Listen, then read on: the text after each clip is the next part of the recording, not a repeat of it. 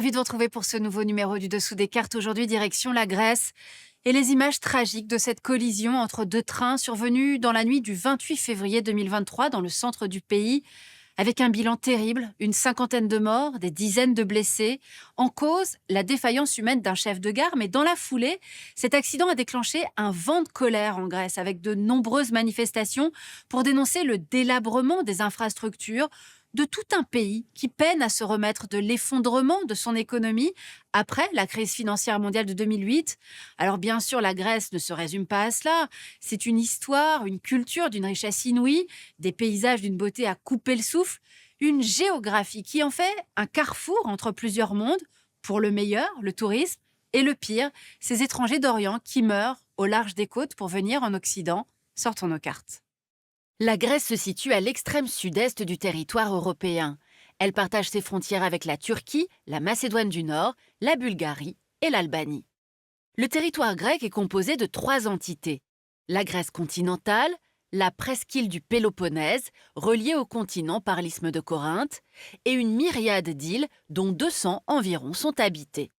En 2022, la Grèce compte 10,5 millions d'habitants, 35% d'entre eux vivent en Attique, principalement au sein de l'agglomération athénienne. Jusqu'au début des années 2000, l'agriculture constituait l'un des principaux rouages de l'économie grecque. Aujourd'hui, ce secteur ne représente plus que 4% du PIB, mais emploie toujours 12% de la population active. La culture de l'olivier pour l'huile, celle du tabac et du coton, ainsi que l'élevage ovin pour la feta, sont les plus répandus. Le pays possède aussi la plus importante industrie aquacole d'Europe, un secteur en pleine croissance dans les régions côtières. Mais c'est évidemment le tourisme qui est la ressource cruciale du pays. En 2019, avec 33 millions de visiteurs, soit 3 fois la population, le tourisme génère 25% du PIB. En 2020, avec la pandémie de Covid, les pertes sont estimées à 15 milliards d'euros par la Banque nationale de Grèce. Mais heureusement, en 2022, c'est le rebond, avec plus de 20 millions de personnes qui ont visité le pays. Toutefois, il s'agit d'un tourisme de masse, avec ses effets négatifs. Forte pression sur les espaces naturels et immobilier qui devient inabordable pour les habitants. Ainsi, la Grèce est la 4e destination touristique de l'Union européenne, derrière l'Italie, l'Espagne et la France. L'ancrage européen du pays date de 1981 avec son entrée dans la CEE. Son adhésion est alors envisagée comme un encouragement au processus de démocratisation du pays qui a connu de fortes turbulences au cours de son histoire, et c'est ce qu'on va voir maintenant. Sous domination de l'Empire ottoman depuis le début du XVe siècle, une partie des Grecs se soulève contre les Turcs en 1821 et proclame l'indépendance le 12 janvier 1822. L'Empire ottoman ne reconnaît cette indépendance qu'en 1832, après une décennie d'affrontements. Durant les décennies qui suivent, les rois successifs étendent le territoire jusqu'aux frontières de l'ancien empire byzantin. En 1924, la République est proclamée, mais le pays glisse vers l'anarchie et dès 1925, le général Pangalos instaure une dictature. À la sortie de la Seconde Guerre mondiale, la Grèce connaît de 1946 à 1949 une guerre civile opposant monarchistes et anciens résistants communistes, une guerre qui fera plus de 150 000 morts. Les années 1950-60 sont marquées par la dette, la corruption et l'instabilité politique.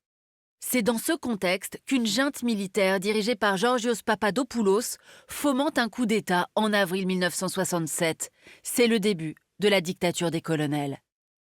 1974, après 7 années de dictature, des élections libres sont enfin organisées. Constantin Karamanlis devient Premier ministre, modernise son pays et demande à rentrer au sein de la CEE.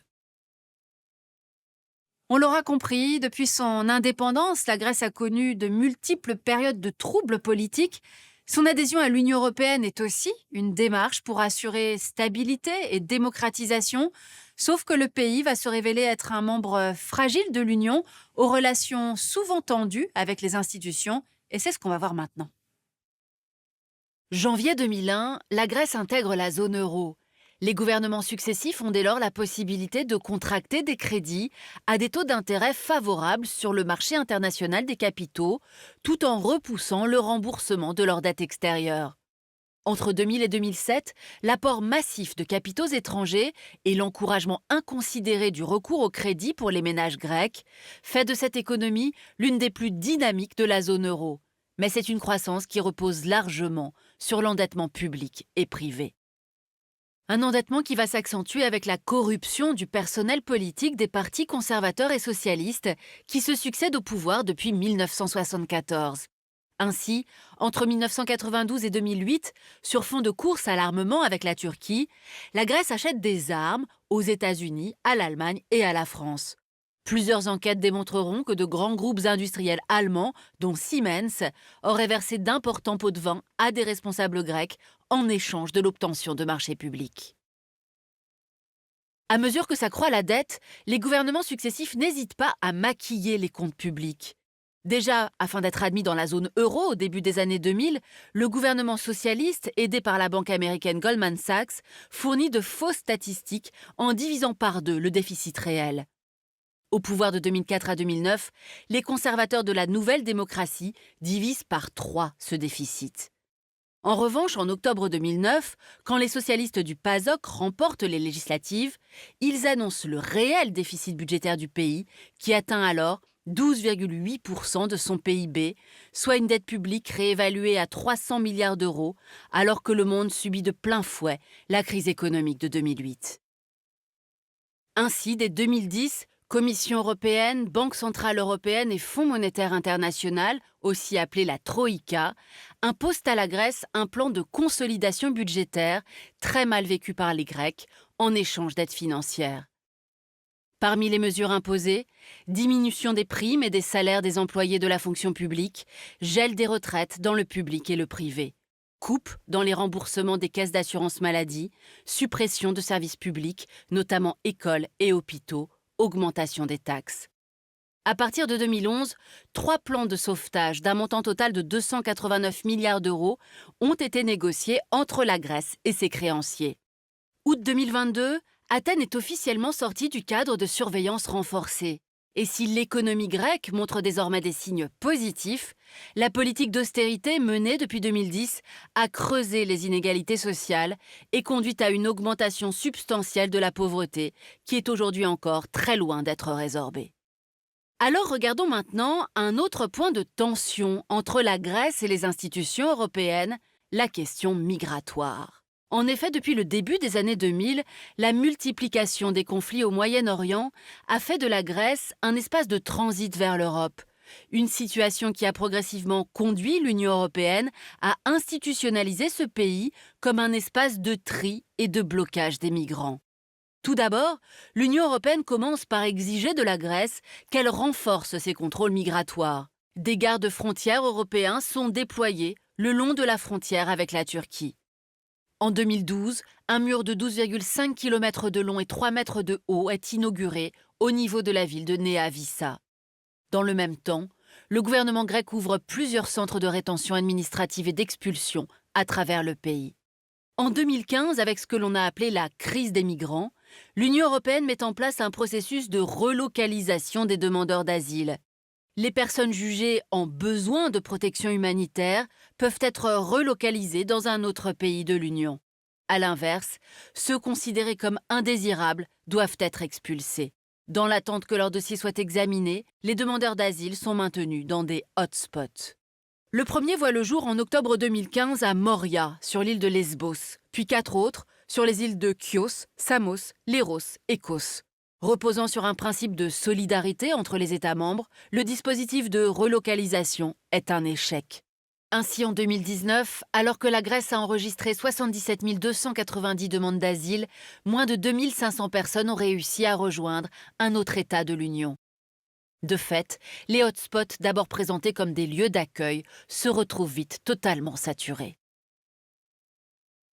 Le rapport de la Grèce avec la Chine est également un point de tension avec l'Union européenne. En 2016, profitant du désarroi financier de la Grèce, les Chinois procèdent au rachat de 67% de l'autorité portuaire du port du Pirée par le biais de l'entreprise publique COSCO, troisième armateur mondial de porte-containers.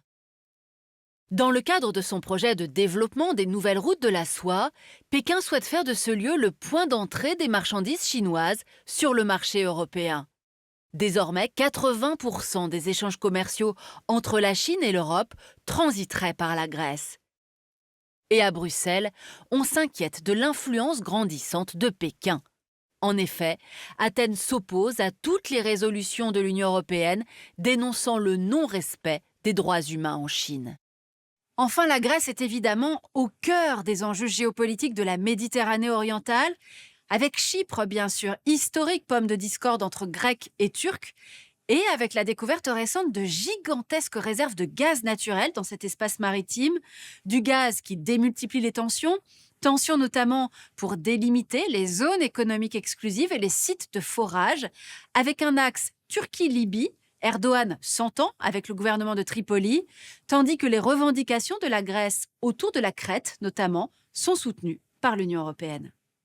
Pour aller plus loin, cet ouvrage de Georges Prévelakis, enseignant-chercheur et spécialiste franco-grec, qui publie « Qui sont les Grecs ? Une identité en crise » chez CNRS Éditions. Ainsi s'achève ce nouveau numéro du Dessous des cartes. Rendez-vous bien sûr la semaine prochaine, même endroit, même heure. Et d'ici là, n'oubliez pas notre site internet arte.tv sur lequel vous retrouverez l'ensemble de nos vidéos. À bientôt.